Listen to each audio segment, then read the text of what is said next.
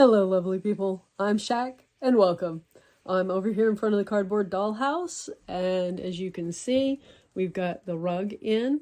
We have a little bit of a fringe edge around the whole thing, and it turned out pretty good. I may add some embroidery designs to the top of it at a later date, but that's one of the cool things about the way I did it is that I can change it later.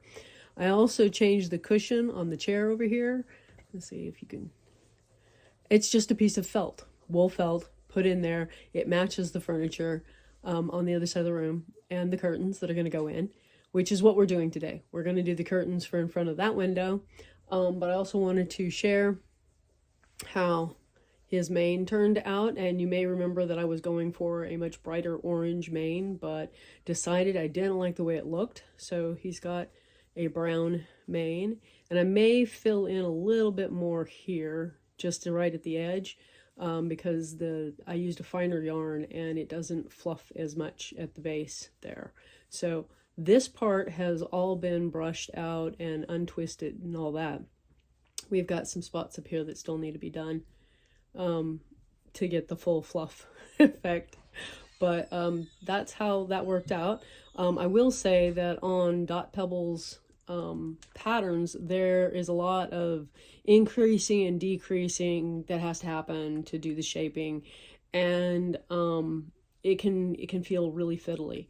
Also, this little dude is anatomically male, and she didn't say that that's what we were doing. So if you don't want that, when you get to the part on the body where she says, now we're going to do it, she's giving you instructions for doing a couple of bobbles, just skip the bobbles.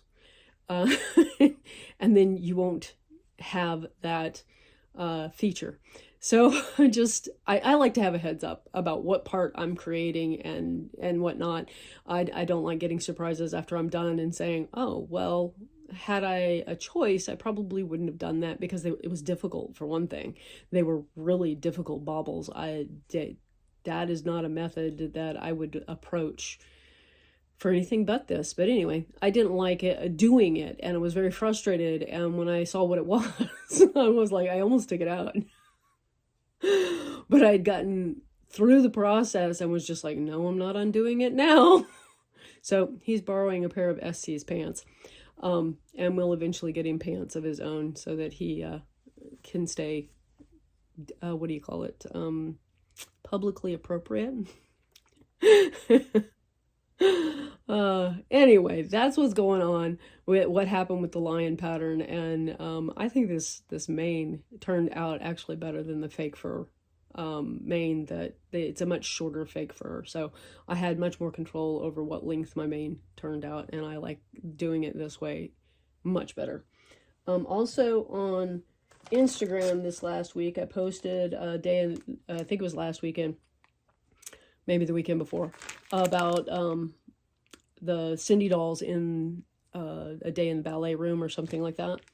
And I let people know on Instagram that Sindy, who is now in a Ziploc, was available. And no one contacted me. And so I'm putting it out here. This Sindy is available. There's absolutely nothing wrong with her. She is in really, really good condition. And she has her ballet costume, as far as I know, all of it. And you just contact me and let's have a conversation. I am in the US, so there's that kind of shipping to be considered. She's from approximately 1977, I believe. Pedigree marked on her back, I think. She's marked wherever she's supposed to be marked. It's back of the head or her back, but I can't see it through the plastic bag. There's fragrance with her, and I just cannot handle fragrance, and so that's why I need to find her a new home. So if you're interested, contact me and we'll work something out. Now let's go over and work on the curtains. Sindy distracted me. I also wanted to point out that I made a panel here to go in front of the fireplace for the summer months, because it just looks weird to me to have a fire in there, because I mean, you can see that there's a fire in there, it's just not lit up. To have a fire in the fireplace in the summer months. So I just made this, and it's a piece of the ribbon on a piece of cardstock with just taped in place. See if it'll go back up there. I had it leaning. I know that if it bugs me, I'll end up having to, use the poster putty and stick it in place. And, oh, the movies. I forgot to clue you in on the movies. The movie on the screen right now is The Hobbit. That's a scene from The Hobbit. I believe that's Thorin Oakenshield. I can't tell who's the other person in the scene, but Thorin there. And the one on the screen last week was from Practical Magic.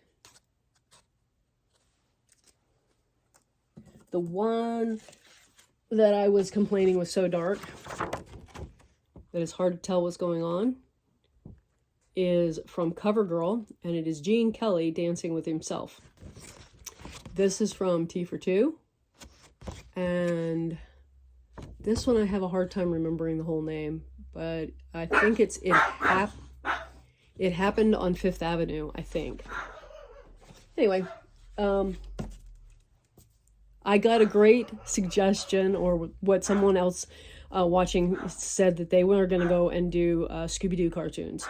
And I thought that was cool, and I need to go back through my animation and get some Ghibli and some Winnie the Pooh and add that, because they're probably going to be easier to tell what's going on, for one thing, and they I think the bright colors would be fun too. Anyway, now we'll go do the curtain. I've cut out 5 strips of ribbon 13.5 inches long. One of them will become the box at the top, and I've cut out a piece of pretty thick cardboard for that. It's 1.25 inches wide. Not sure how long. Here, let's check that. Yeah, it's about 11 inches wide to go over the top of that window, which is 7 inches. The window itself is 7 inches wide. So I'm just going to take this piece of ribbon, and then I'm going to sew this on here by hand. Trying to keep it centered, but know that I can kind of shift it. So just, I guess, I'm not sure what we call this stitch, because it's not a whip stitch, because you don't have the 2 edges together, and it's not any of these stitches that I'm most familiar with. So anyway, you create a zigzag back and forth across the back here, and you might have to go back after you've got 3 or 4 stitches and pull up on it to make sure that it's pulling in as tight as it can, because you want it really snug to look nice and neat across the front. So I will finish this up off camera. Maybe. My thread kept breaking, so I had to go back and find some different thread. And so I overlapped because I didn't trust the knot at the end. But you need to get it snug enough on here so that, you take out the wrinkles, I guess. And then finish off the end by folding it like a gift. Kind of push your corners in, and then pull it down and stitch it so that and kind of tug on it a little bit so that if there's any wrinkles, you're pulling them out too before you stitch it down. So then on the next pieces of ribbon, I am going to pull out the sewing machine and sew 2 of them together twice.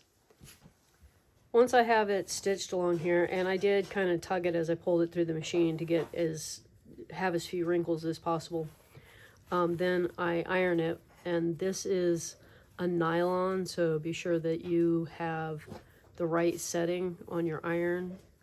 And instead of ironing the seam out flat like you would normally, I am actually making that part of my first pleat in the curtain, because I want to have pleats along within both curtains. That makes sense. I don't know, maybe I should have ironed it flat first because we seem to have some wrinkles there, but we'll see if we can get them out this time. So I'm not doing anything calculated, so I'm just folding in pleats, and you might want to calculate. Not, you can end up with an uneven mess. I'm hoping that it'll work out. And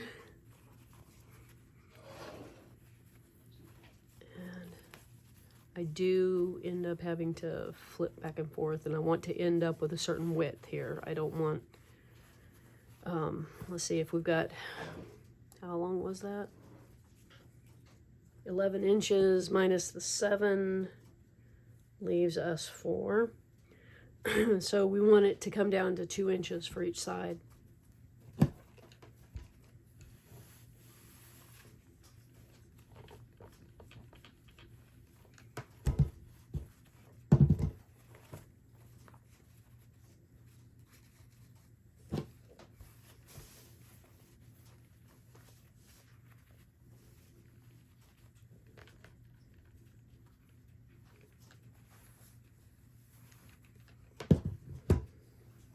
I've got both of them pressed, and it's kind of an accordion fold there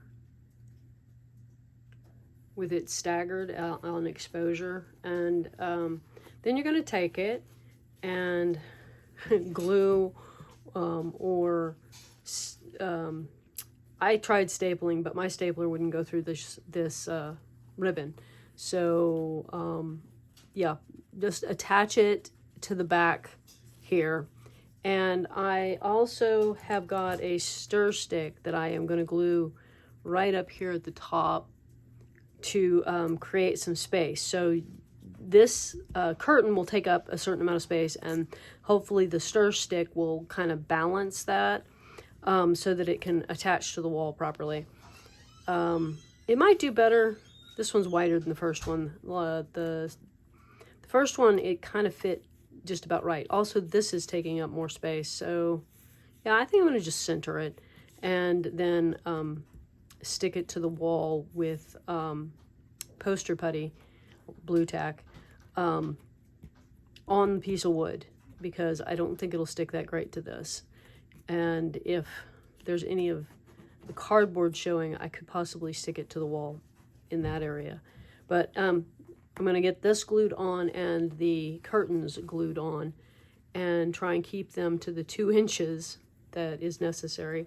Also, maybe you'll notice here that I folded them away from each other with a wide panel in the center. And that was just my style choice. You could do any type of fold pattern you want, I guess. The glue has set up, and I think we're going to go and install it in the dollhouse.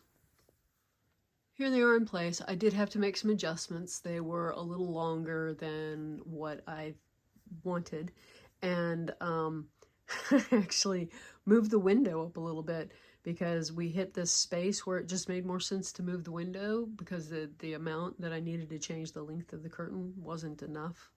So I just shifted it, and you can't even... Now that I look at it, it was so little. I mean, it must have been just 1/8 of an inch or something. That's all I moved it up.